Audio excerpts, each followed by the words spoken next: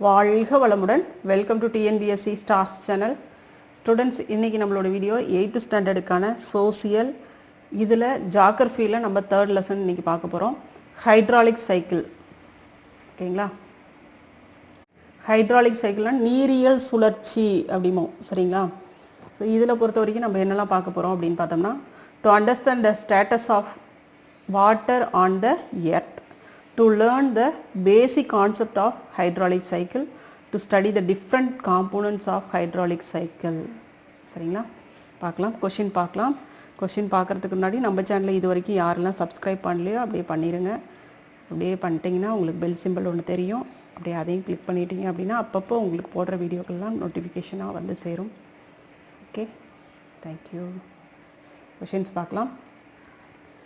The process in which the water moves between the oceans, atmosphere and land is called hydraulic cycle. சரிங்களா? Water என்ன பண்ணுது? கடலில் இருக்குது sea water, ஓஷன்லேருந்து ஆவியாகி, அதாவது எவாபரேட் ஆகி மறுபடியும் நம்மளுக்கு ரெயினாக வருது இல்லையா? அந்த சுழற்சி தான். சரிங்களா? So the process in which the water moves between the ocean, atmosphere and land, இது மூணுக்கும் இடையில தான் இந்த இது நடக்கும். அதுதான் நீரியல் சுழற்சி, ஹைட்ராலிக் சைக்கிள் அப்படின்னு நம்ம சொல்கிறோம். இந்த சுழற்சி தான். the percentage of fresh water on the earth is 2.8 தான் இருக்குது நம்மளுக்கு ஃப்ரெஷ் வாட்டர். சரிங்களா? குடிப்பதற்கு உகந்த நீர் அப்படின்னு நம்ம சொல்லக்கூடிய அந்த வேளாண்மைக்கும் மற்ற விஷயங்களுக்கு எல்லாத்துக்குமே பயன்படுத்தக்கூடிய வாட்டர் அப்படின்னு பார்த்தோம்னா நம்மளுக்கு 2.8 தான் இருக்குது. ஓகேவா? மிச்சம் எல்லாமே நம்மளுக்கு கடல் நீர் தான். The process of changing of water from gaseous to liquid form is known as condensation. சரிங்களா? Water that flows in the subsoil or through the ground into the streams, rivers, lakes and ocean is termed as run off. வழிந்தோடுவது அப்படின்னு நம்ம சொல்கிறோம் இல்லையா? Run of.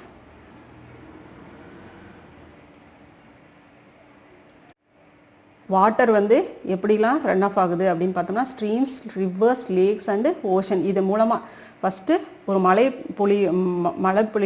பெய்யுது. பெஞ்ச உடனே நிலத்தில் விழுது இல்லையா? நிலத்தில் விழுந்தோடனே அது என்ன பண்ணுது? ஆறு, ஏரி, குளம் அந்த மாதிரியான விஷயங்களில் போயிட்டு கடைசியாக இது எல்லாம் நிறைஞ்சதுக்கப்புறம் எங்கே போய் கடைசியாக முடிவடையுதுங்க? ஓஷனில் தான் போய் கலக்குது. சரியா? அதை தான் சொல்கிறோம். அதுதான் நீர் வழிந்தோடல். எந்தெந்த வகையில் எப்படி போகுது அதுதான் ரன் ஆஃப்னு சொல்லுவோம். The evaporation of water from the leaves of plants is called transpiration. Transpiration, the evaporation of water from the leaves of plants, இதுதான் என்னன்னு சொல்கிறோம்? டிரான்ஸ்பிரேஷன் அப்படிங்கிறோம். Water that is good enough to drink is called potable water. சரிங்களா? ட்ரிங்கிங்க்கு use ஆகக்கூடிய water என்னன்னு சொல்லுவோம்? Portable water, அதாவது நன்னீர் அப்படின்னு சொல்கிறோம். சரிங்களா? Good enough to drink is called portable water. The degree of water vapor present in the atmosphere is known as humidity. சரியா? humidity ஈரப்பதம் சொல்லுவோம் இல்லையா? There are 3 passes in the water cycle. ஓகேவா? Next, the falling of water towards the earth's surface from atmosphere in any form is known as precipitation. சரிங்களா? பூமியின் மீது விழக்கூடிய எந்த வகையிலையும், எந்த டைப்பில் பூமியின் மேலே வாட்டர் விழுந்தாலும் அது என்னன்னு சொல்கிறோம்? மழை பொழிவு அப்படின்னு நம்ம சொல்கிறோம் இல்லையா? அதுதான் precipitation. The falling of water towards the earth's surface from atmosphere in any form is known as precipitation. Okay, the precipitation with the raindrop size of 0.5 mm, சரிங்களா, millimeter in diameter is known as drizzle அப்படிங்கிறோம். சரிங்களா? இந்த millimeter 0.5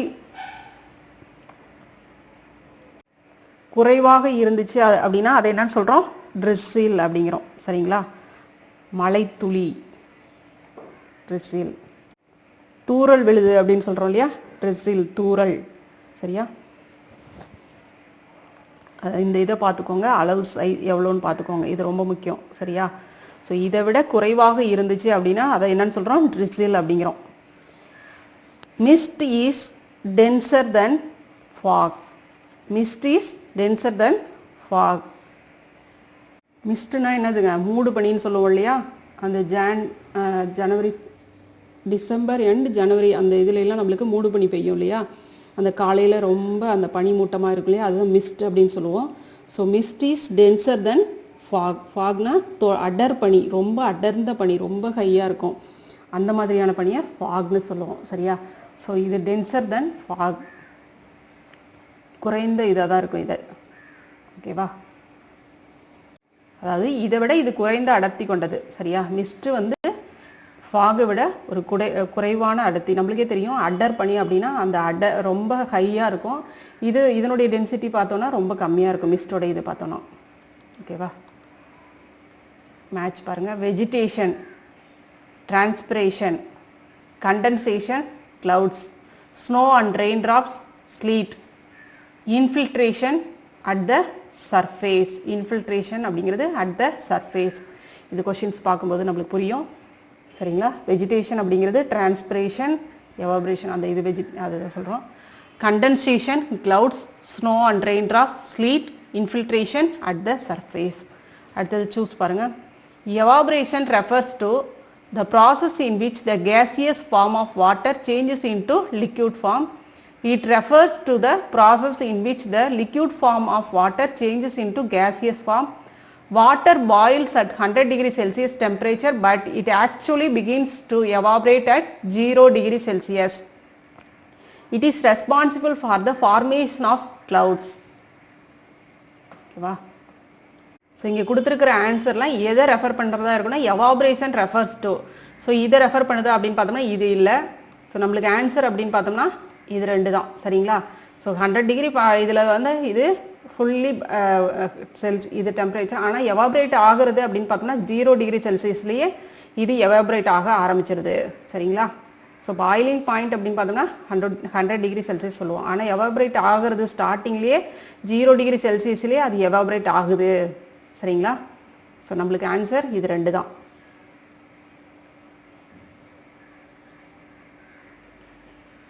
true or false பாருங்க. Water boils at 212 degree Fahrenheit temperature, but it begins to evaporate at 32 degree Fahrenheit. இதே ஃபாரன்ஹீட்டில் கொடுத்துருக்காங்க, இங்கே செல்சியஸில் நம்மளுக்கு கொடுத்துருக்காங்க. அவ்வளோதான். Okay. Mist is not the tiny droplets of water hanging in the air. சரிங்களா? mist is not the tiny droplets அப்படிங்கிறாங்க. அந்த மார்னிங் காலையில் எழுந்திரிச்சு பார்த்தோம்னா அந்த டைனி ட்ராப்லெட்ஸ் இருக்கும் இல்லையா? ஸோ அது இது இல்லை அப்படிங்கிறாங்க. ஆனால் இருக்குது. Tiny droplets of water hanging in the air அதில் இருக்கும். ஸோ இதுதான் ஆன்சர். இந்த இடத்துல நாட் வராது. சரியா? Mist is the tiny droplets of water hanging in the air. The subsurface run off usually referred as interflow. The subsurface runoff is usually referred as interflow. அப்படின்னா என்னதுங்க? நிலத்துக்கு அடியில் ஒரு நீர் மட்டம் இருக்கும் இல்லையா? அந்த நீர் அந்த ஊற்று அந்த நிலத்துக்கு அடியில் பல இது அடியில் தூரத்தில் கீழே நிலத்தடி நீர் இருக்கும் இல்லையா? அது வழிந்தோடிக்கிட்டு தானே இருக்கும். அந்த இது அந்த அதுக்கு தான் நம்ம என்னன்னு சொல்கிறோம்? இன்டர்ஃப்ளோ. அதுதான் இடைமட்டம். சரிங்களா? மேலேயும் வராது, லேண்டுக்கு மேலேயும் நம்மளுக்கு தெரியாது. அது அந்த இடைப்பட்ட இதுலேயே வந்து அங்கங்கே ஓடிக்கிட்டு இருக்கும். சரிங்களா? அதை தான் சொல்கிறாங்க. அடுத்தது பாருங்கள். 2 mark question. Write a short note on aquifer. Aquifer அப்படின்னா என்ன?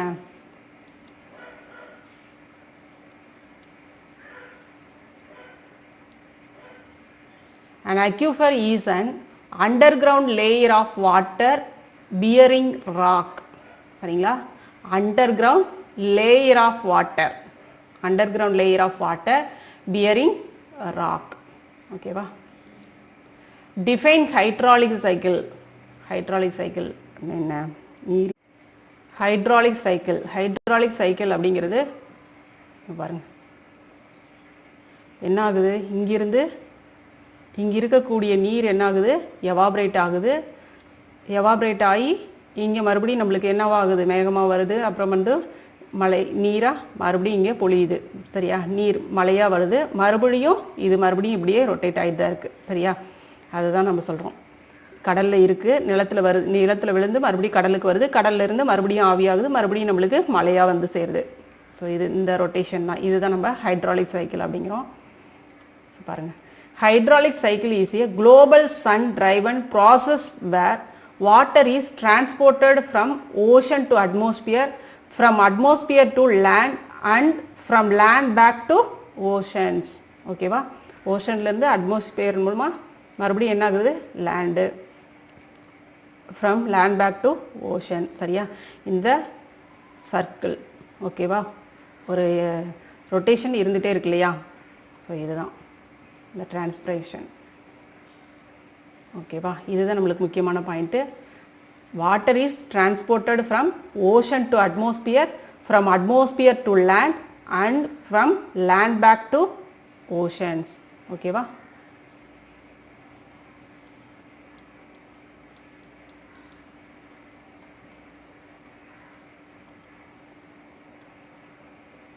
third question, how is the dew formation takes place?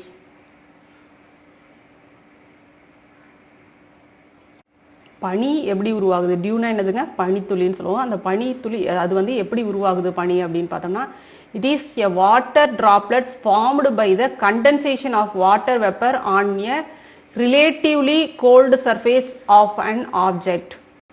ஓகேவா, அதாவது நிலத்தில் இருக்கக்கூடிய அந்த பொருள், ஒரு பொருள் மேலே விழுது அப்படின்னா, ஒரு புல்வெளி மேலேயே விழுது அப்படின்னா, அது வந்து ஏற்கனவே வந்து இந்த அந்த சர்ஃபேஸ் அது எப்படி இருக்குது அப்படின்னு பார்த்தோம்னா, குளிர்ந்து இருக்குது, ஏற்கனவே வந்து அது கோல்டு சர்ஃபேஸாக இருக்குது. அது அப்படிங்கும்போது அது மேலும் வந்து அதன் மேலேயே அந்த அந்த துளிகள் விழும் பொழுது அதுவும் பனி அந்த இதுக்கு தகுந்த மாதிரி மாறிடுது. அதுதான் பனித்துளி அப்படின்னு சொல்கிறோம். சரிங்களா, அதாவது கீழேயும் வந்து ஒரு கோல்டு கண்ட்ரி எடுத்துக்கோங்களேன், மழை பொழியுது, மழை பெய்யுது, மழை பெய்யும் பொழுது அந்த நீர்த்துளி இங்கே விழும் பொழுது அதுவும் என்னவா மாறிடுது, பனியாக மாறிடுது இல்லையா. அதுதான் சரிங்களா, இங்கேயும் அதான் சொல்கிறாங்க, it forms when the temperature of an object drops below the dew point temperature. சரிங்களா, கீழே இங்கே இருக்கக்கூடிய வெப்பநிலைக்கு ஏற்ற மாதிரி தான் அந்த, அதாவது ஒரு பூமியில் நீர் விழுது அப்படின்னா இங்கே என்ன வெப்பநிலை, எந்த மாதிரியான ஒரு டெம்பரேச்சர் கண்டிஷன் இருக்குதோ அதுக்கு தகுந்த மாதிரி தான் அது மாறும். சரியா, ஸோ இங்கே வந்து ஒரு குளிர்ந்த இதாக இருக்கும் பொழுது அது அந்த பனித்துளியாக உருவாகுது அப்படிங்கிறத இங்கே மீன் பண்ணுறாங்க. பொருட்களின் வெப்பநிலை பனிநிலையின் வெப்பநிலையை விட குறைவாக இருக்கும்போது பனி உருவாகிறது அப்படிங்கிறது கரெக்டான இது. சரிங்களா, அதாவது டென்சிட்டி அதான் சொல்கிறோம்.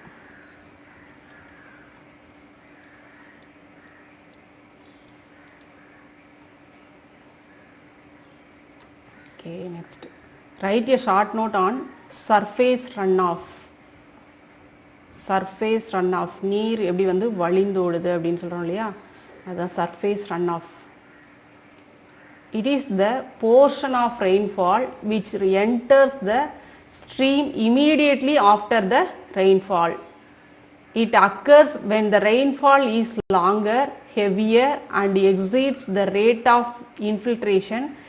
In this condition, the excess water makes a head over the ground surface, which tends to move from one place to another following land gradient and is known as overland flow. When the overland flow joins the streams, channels or oceans, it is termed as surface runoff or surface flow அப்படின்னு நம்ம சொல்கிறோம். சரியா, அதாவது ஒரு இப்போ சென்னை எடுத்துக்கிட்டீங்க அப்படின்னா மழை ரொம்ப ஹெவி ரெயினாக இருந்துச்சு இல்லையா. ஸோ ஹெவி ரெயினாக இருக்கும்போது அந்த பூமியில் எந்த அளவுக்கு வந்து மழைநீர் ஈர்த்துக்குமோ அந்த அளவுக்கு தான் ஈர்த்துக்கும். குளங்கள், அந்த மாதிரியான ஏரிகள், அப்புறம் அந்த மாதிரியான இடங்களுக்கு பள்ளமான பகுதியை நோக்கி அந்த மழைநீர் வழிந்தோடும் இல்லையா.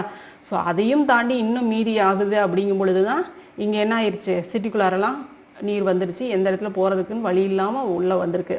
ஸோ கரெக்டாக அந்த இடம் நீர் போகிறதுக்கு சரியான ஒரு வழி இருந்துச்சு அப்படின்னா அது எங்கே போயிருக்குங்க, அதுக்குன்னு ஒரு சேனல் வச்சுருப்பாங்க இல்லையா நீர் போகிறதுக்கு அப்படின்னு சொல்லிட்டு. ஸோ கரெக்டாக அந்த சேனல் இருந்துச்சுன்னா அது கரெக்டாக ஓஷனுக்கு போய் சேரும். கடலுக்கு போய் சேர்ந்துருக்கும் கரெக்டாக.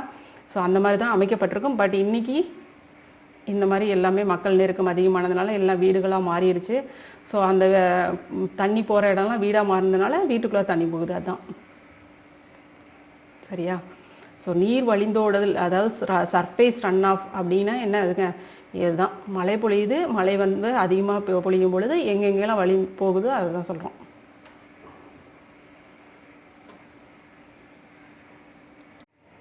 நெக்ஸ்ட் பாருங்க, கிவ் ரீசன்.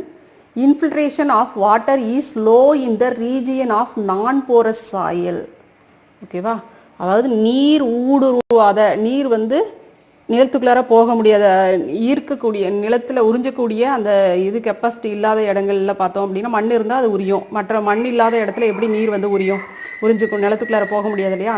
ஸோ அதுதான் என்னன்னு சொல்கிறோம், low in the region of non porous soil. ஓகேவா, நிலத்துக்கடியில் போக முடியாததை தான், அதை தான் நம்ம என்னன்னு சொல்கிறோம், இன்ஃபில்ட்ரேஷன், நீர் ஊடுருவல்.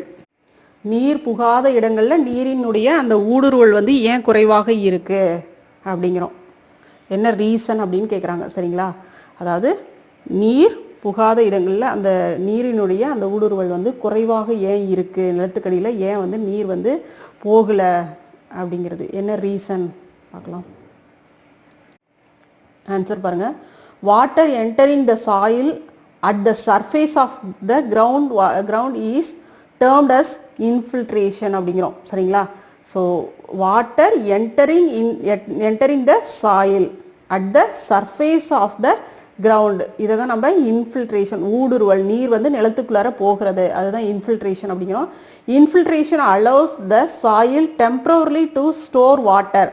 அது என்ன பண்ணுதுங்க, இல்லை உள்ளே வச்சு அது வாட்டரை ஸ்டோர் பண்ணிக்குது.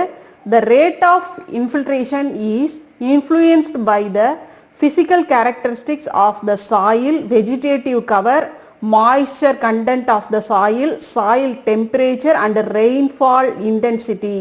ஸோ இதை பொறுத்து தான் அந்த அந்த இடத்துல அந்த நீரினுடைய அந்த ஊடுருவல், அந்த இன்ஃபில்ட்ரேஷன் இருக்கும்.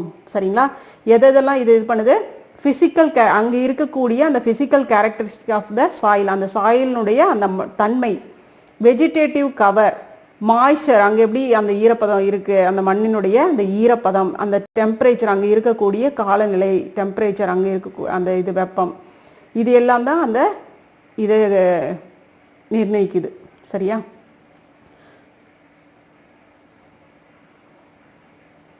ஸோ இதை பொறுத்து தான் அந்த ஊடுருவல் தண்ணி வாட்டர் வந்து உள்ளே வந்து எந்த அளவுக்கு போகுது அப்படிங்கிறது இருக்கும். அதான் இன்ஃபில்ட்ரேஷன், எந்த அளவுக்கு உள்ளே எடுத்துக்குது தண்ணியை அப்படிங்கிறது இதை பொறுத்து தான் இருக்கும். என்னென்ன அங்கே இருக்கக்கூடிய மண்ணின் தன்மை, அங்கே இருக்கக்கூடிய காலநிலை, ஈரப்பதம், சரிங்களா, அங்கே பெய்யக்கூடிய மழையின் அளவு, இதெல்லாம் பொறுத்து தான் அந்த இது இன்ஃபில்ட்ரேஷன் இருக்கும் அப்படிங்கிறாங்க. ஸோ ஆன்சர் நீங்கள் இங்கே மார்க் பண்ணியிருக்கிறது மட்டும் எழுதிக்கோங்க.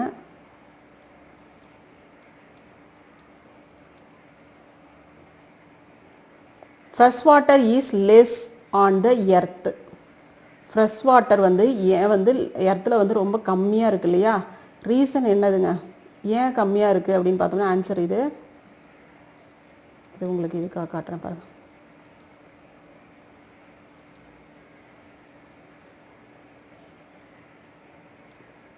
Most of the water on the earth is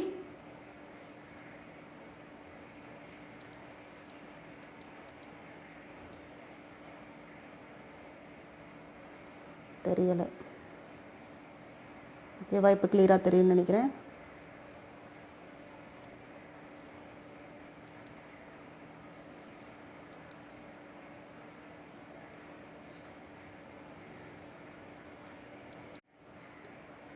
Most of the water on the earth is saline and is found in seas and oceans, which constitutes about 97.2%. ஓகேங்களா, so most of the water வந்து எல்லாமே salt வாட்டராக இருக்கிறதுனால மிச்சம் இருக்கிறத நம்மளுக்கு வந்து என்ன இருக்குங்க, குடிக்கிறதுக்கு யூஸான வாட்டராக இருக்குது. அதுதான் fresh water is less on the earth. ஏன் வந்து கம்மியாக இருக்குது அப்படின்னு பார்த்தோம்னா மோஸ்ட் ஆஃப் த வாட்டர் வந்து சால்ட்டியாக இருக்கிறதுனால தான் ஃப்ரெஷ் வாட்டர் நம்மளுக்கு கம்மியாக இருக்குது. சரியா, அவ்வளோதான். ஸோ இது எப்படி எழுதிக்கோங்க, most of the water on the earth is saline and is found in the seas and oceans which constitute about 97.2% வந்து எல்லாமே சால்ட்டியாக இருக்குது. Okay, snowfall is common in the polar region and mountainous region. So snowfall ஏன் வந்து அந்த polar ரீஜியன்லையும் mountainous ரீஜியன்லையும் காமனாக இருக்குது அப்படின்னு. Polar ரீஜியன்னா என்னதுங்க, துருவப்பகுதிகள் அப்படின்னு சொல்லுவோம் இல்லையா, அதுதான். ஸோ இப்படி இங்கே எப்படி நீங்கள் ஆன்சர் கொடுக்கலாம் அப்படின்னு பாருங்கள்.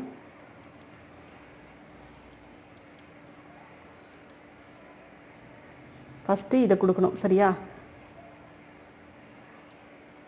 The precipitation in the form of powdery mass in ice is known as snowfall. சரிங்களா? The precipitation in the form of powdery mass of ice in is known as snowfall. இது first point எழுதிக்கோங்க. Second பாயிண்ட்டை இந்த point போட்டுக்கோங்க, செகண்டா, சரியா? Often water vapor in a cloud is covered directly into snow pieces due to lowering of temperature. Temperature லோவாக இருக்கிறதுனால டைரெக்டாக அது வந்து ஸ்னோவாக மாறிடுது. அடுத்தது லாஸ்ட் பாயிண்ட் இதை கொடுத்துருங்க. It is common in the polar and high mountainous regions. இது வந்து ஒரு காமனான விஷயமா அங்கே இருக்குது, சரியா? எங்கே? போலார்லேயும் ஹை மவுண்டேனியஸ் ரீஜியன்லேயும். ஓகேவா? ஸோ ஃபஸ்ட்டு பாயிண்ட் சென்டரில் இருக்கிற இதை கொடுத்துட்றீங்க. அடுத்தது செகண்ட் பாயிண்ட் இது, அது லாஸ்ட்டாக இதை எப்பயுமே முடிக்கிற மாதிரி முடிச்சிடறோம். ஓகேவா?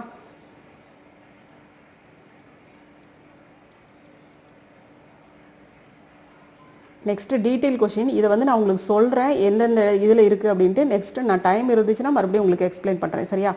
Explain the different stages involved in the hydraulic cycle. Different stages answer சொல்கிறேன், கரெக்டாக பார்த்துக்கோங்க. இதிலேருந்து ஆன்சர். ஓகே, பார்ட் 8ல் first question, different stages hydraulic cycle. என்னென்ன டிஃப்ரெண்ட் ஸ்டேஜஸ் அப்படின்னு பார்த்தோம்னா இந்த 6ம் வரும். இதில் முக்கியமானது நம்ம அப்படின்னு பார்த்தோம்னா 3 தான், சரியா? The 3 important process of the hydraulic cycle are அப்படின்னு போட்டு இதிலிருந்து இது வரைக்கும் ஆன்சர் ஃபஸ்ட்டு கொடுத்துக்கிறீங்க. அதுக்கப்புறம் இதில் 3 பாயிண்ட் இருக்கு இல்லையா, எவாபரேஷன், பிரிசிபிடேஷன், ரன் ஆஃப், இதெல்லாமே இங்கே கொடுக்குறீங்க ஃபஸ்ட்டு பாயிண்டில். இது ஓகேவா? ஃபஸ்ட்டு பாயிண்ட் உங்களுக்கு இதை பற்றின டெஃபினிஷன் இங்கேருந்து இது வரைக்கும் கொடுக்குறீங்க. அடுத்தது செகண்டுக்கு வந்து நம்ம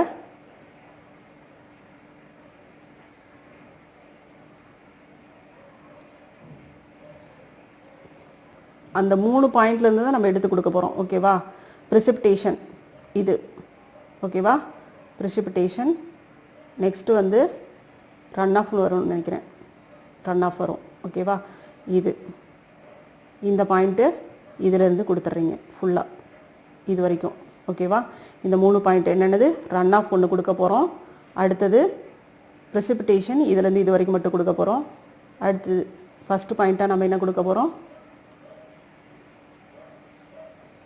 ஓகேவா? இது ரைட்டா? புரிஞ்சிருக்குன்னு நினைக்கிறேன். அடுத்தது செகண்ட் கொஸ்டின் பாருங்கள்.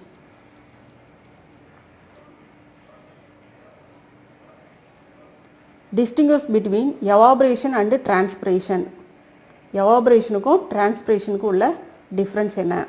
இதுக்கான ஆன்சர் நான் சொல்கிறேன், பார்த்துக்கோங்க.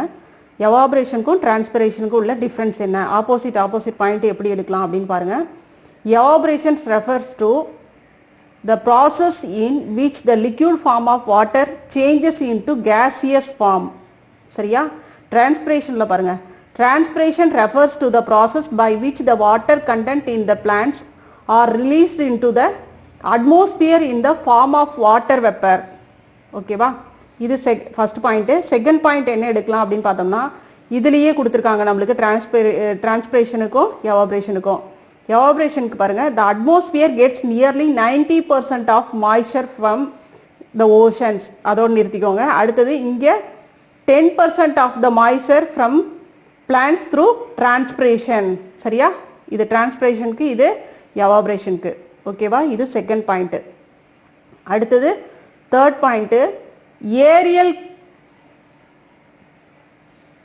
a real content of surface of water when and the atmospheric humidity are the other variable which affect the rate of evaporation. இதுக்கு opposite point, the rate of transpiration is also affected by the temperature, wind and humidity. ஓகேவா? First பாயிண்ட்டுக்கு இதுவும் இதுவும், second பாயிண்ட்டுக்கு உங்களுக்கு இது ரெண்டும், அடுத்து தேர்ட் பாயிண்ட்டுக்கு இதுவும் இதுவும் ஆப்போசிட் பாயிண்ட். ஓகேவா?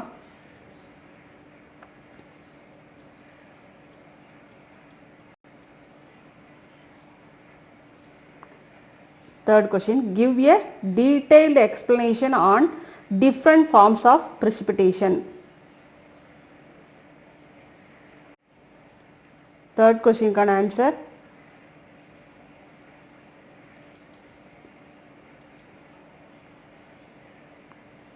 Different forms of precipitation. Precipitation ஒரு சின்ன ஒரு explanation கொடுத்துருங்க. இது வந்து earth surface, இது வரைக்கும் reaches the earth surface, இது வரைக்கும் கொடுத்தீங்கன்னாவே போதும். சரியா? ஒரு சின்ன explanation. அதுக்கப்புறம் இதனுடைய பாயிண்ட்ஸ் எல்லாமே rain, slit, freezing rain, hail, snow, இது வரைக்கும் போட்டுக்கோங்க.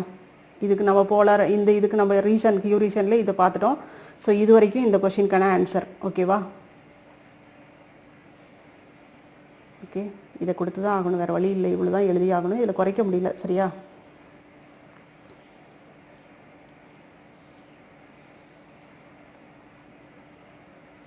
அடுத்தது explain the run off and its types.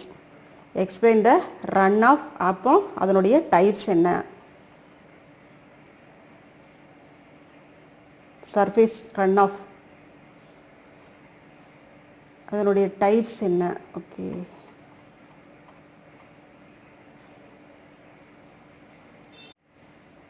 இதில் வந்து நம்மளுக்கு ஃபோர்த்து கொஷின், பார்ட் 8ல் ஃபோர்த்து கொஷின், ரன் ஆஃப் பற்றி ஒரு எக்ஸ்ப்ளனேஷன், சின்ன ஒரு எக்ஸ்ப்ளனேஷன் கொடுத்துருங்க.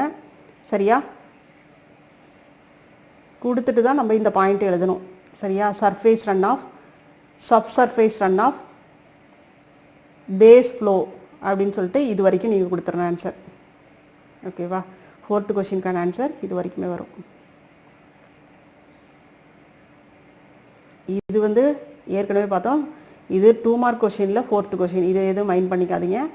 டீட்டெயில் கொஷினுக்கு ஃபோர்த்து கொஷின் இதிலிருந்து இது வரைக்குமே வரும். ஓகேவா? ஸோ இது முடிஞ்ச அளவுக்கு நான் நெக்ஸ்ட் வீடியோவில் உங்களுக்கு சொல்ல பார்க்குறேன். ரைட்,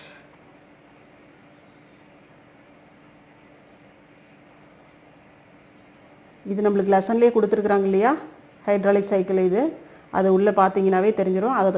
அதை அப்படியே நீங்கள் போட்டுக்கலாம். ஓகேவா? ஃபஸ்ட் எடுத்தோடனே நம்ம ஃபஸ்ட்டு கொஷின்லேயே பார்த்தோம் இல்லையா ஹைட்ராலிக் சைக்கிள், இந்த இதை அப்படியே கொடுத்துடலாம் நீங்கள் அதுக்கு. Okay okay, thank you.